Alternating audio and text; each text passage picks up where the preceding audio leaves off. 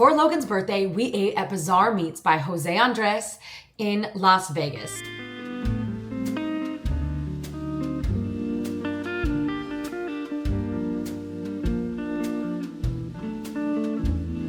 Ready for your birthday dinner. So hungry. I'm gonna eat so much meat, pretty sure. They started us with a champagne toast for Logan's birthday, already off to a great start. José Andrés is a world famous chef with many different restaurants across the United States, as he's actually credited with bringing tasting menus to the US. Tell us why you chose this place. Because I love meat. So the chef he owns a lot of different restaurants, but he does a lot for philanthropy too. And he's known to be very, very, very well known for his exquisite taste and his unique style on different types of foods. So in addition to all of his delicious restaurants, he also does a ton of philanthropy to try to end world hunger, more or less. We're debating doing this tasting menu.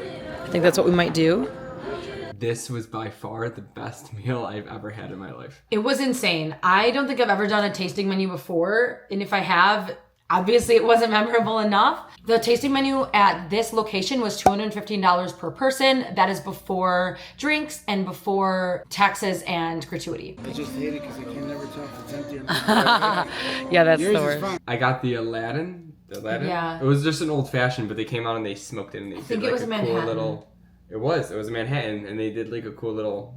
Here it is. Yeah, with the smoke Yeah, was really the cool. presentation was there. And the drinks were great. First thing that they started off with was olives. And when you think of olives, you think of like charcuterie board. They gave us this little tiny spoon that looked like there was like an egg yolk on it. And they said, eat it with one bite and push at the top with your tongue. And when you did that, you got a pop of the same exact olive, but in liquid form. We had this cotton candy foie gras. It was literally a chunk of foie gras wrapped in cotton candy. The weirdest combination of things that you would think, but insane flavors. And they matched so well. They had bagels and lox and they had a tiny ice cream cone and they put little fish roe on top and they had cream cheese at the bottom. You eat in one bite and it was supposed to be their take on bagels and lox. So cute. And it tasted cute. it was like Bagels and lox. caviar-esque. It was funny. And then the smoke and ice oyster is also really good. I wouldn't say it was like the best thing that we had, but the way that it was presented was really cool too. And then they kept coming in like a well-oiled machine. Like one person would come in, take our food. The next person would come on, fish it out. The croquetas are a little bit hot in the middle. Be careful when you're eating. Thank you. Like it. Enjoy. Oh, we also had the croquetas, which I don't even know what was in them, but they were amazing. It's in a shoe. If I see croquetas on a menu, I'm going to order them, and these ones were like some of the best ones that I've had. Literally, y'all, everything is so delicious here. It's so well done. Oh my gosh. It was like a tiny little cute slider, but with tartar in the middle. Rather than Yeah, it was good. It was more like citrusy forward than I was expecting it to be, but it was really good. And then we had the cured meats, so like a plate basically of different types of salamis, amazing. And I love lunch meats, all about it. So that was an awesome thing to add on there. But each meat had a crazy depth of flavor. Like we were talking about, like, oh, this one's smoky. Oh, this one's just interesting. This one's sweet. But each and every meat, since it was cured to a different extent, more or less, they had a different depth of flavor. Let's take a pause. If you noticed, this is a new filming location. We are at our new place in California. If you want to know all about that and all of that adventure and things, go ahead and check out my channel. Back to the video. The best thing I think I had of the night was a Philly cheesesteak. So creative. Yeah, they had like a little, I will call it a time capsule. It was a puff. A puff, yes. A puff of crunchy bread, and on the inside they put they're taking cheese whiz, but then on top they put A5 Wagyu on it, and it just like Next level. melted in your mouth. It was perfect. It was insane. We're gonna give you the full review after we finish the meal, but this has been insane so far.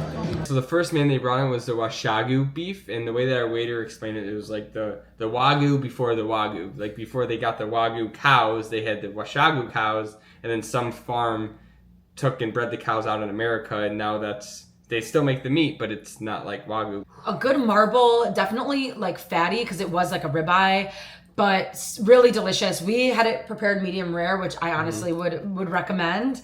And the sides for the main dish was a grilled asparagus and these button mushrooms. They're so cute. The butter mashed potatoes, Butter. which were like so smooth and I mean super buttery. So if you're trying to watch your diet, I wouldn't recommend those, but delicious nonetheless.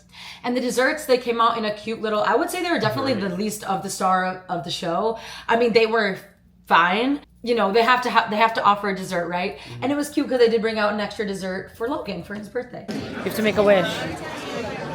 Take a wish for my mom. So if you're gonna get this tasting menu, make sure you order it ahead of time because he said that the steak takes an hour to cook because they go from like low heat, medium heat, high heat, sear, and then boom, they give out deliciousness. But overall, we felt very satisfied, to say the least. We got a great variety of foods and it was all delicious. It was all super well crafted and creative. The service was impeccable. It was, like you said, a well-oiled machine. So what was your favorite thing on the tasting menu that we had? The Philly cheesesteak. I don't think I'll ever have a bite like that ever again. The Philly cheesesteak was really good. I really like the mushrooms with the main, and I think for me, the cotton candy foie. What did I say? Cotton candy. The cotton candy foie gras was like, it threw me off guard. So I think that hyped me up the most. I do believe that the tasting menu does change every so often because as we were looking up all of the details about it, the ones that are online, it was kind of hard to match the exact one that we had, which is cool. If you're going to go back and try things again or try a different tasting menu, they're always going to be a little bit different and personalized. Las Vegas is full of dining and experiential opportunities. So I definitely recommend, if that's something that's in your budget, check out Bazaar Meats and do the tasting menu. Or, I mean, I'm sure everything that's there is going to be delicious, but it was a great experience and I would definitely go back. Oh yeah, I'm definitely going to Vegas again, only for the food. So I encourage you, when you're out and about, try something that you've never tried to eat before, whether that's a tasting menu or just something out of the blue, something creative that's presented to you. Keep living large. We'll catch you on the flip.